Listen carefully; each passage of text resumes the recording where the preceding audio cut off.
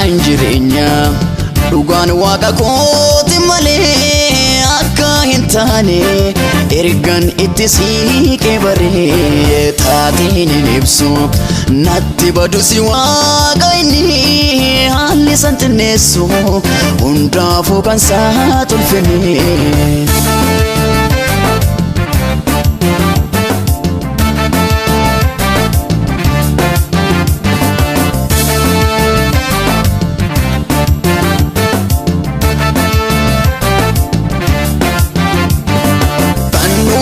Darbu martu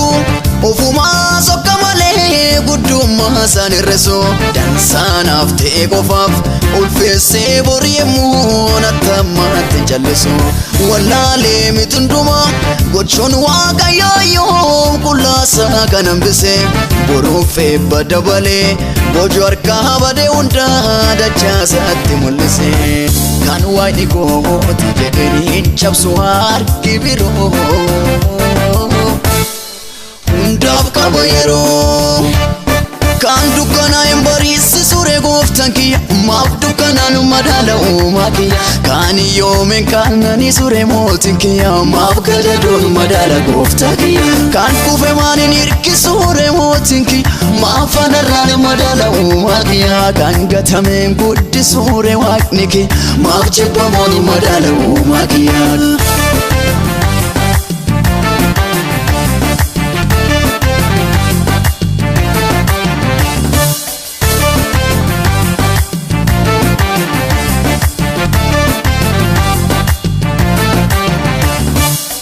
Bika waan godhuun qabu waaqa firdii sirrii kan nama loogne inni gaarii dahoo badaanaaf hin qoonne ani qullaa kun dhufee kophaa koo kan naaf kennes kan fuudhate sisuma jedhee yoobtu dubbate gaaruma duruma beeka waan godhuun qabu waaqa firdii sirrii kan nama loogne inni gaarii dahoo badaanaaf hin qoonne ani qullaa kun dhufee kophaa koo kan naaf kennes kan fuudhate sisuma jedhee yoobtu dubbate gaaruma gammachuun sokkuna dhiise inni sun galata gooftaa qananii sokkuna dhiise inni sun galata gooftaa barrilee sokkuna dhiise inni sun galata gooftaa hundumtaa sokkuna dhiise inni sun galata gooftaa gammachuun sokkuna dhiise inni sun galata gooftaa qananii sokkuna dhiise inni sun galata gooftaa barrilee sokkuna dhiise inni sun galata gooftaa hundumtaa sokkuna dhiise inni sun galata gooftaa karaan jireenyaa dhugaan waaqa kooti malee akka hin taane ergan itti siiqee baree taateen hin ibsu natti badu si waaqa inni haalli san xinneessu hundaafuu kan isaa tolfine.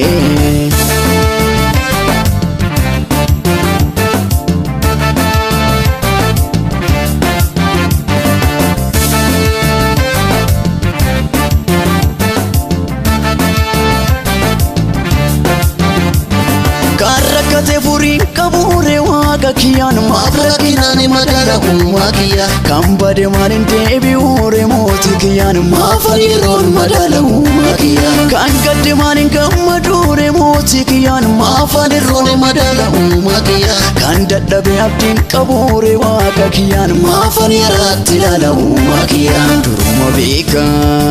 waan godhuun qabu waaqa firdii sirrii kan nama loogne inni gaarii dahoo badaanaaf hin qoonne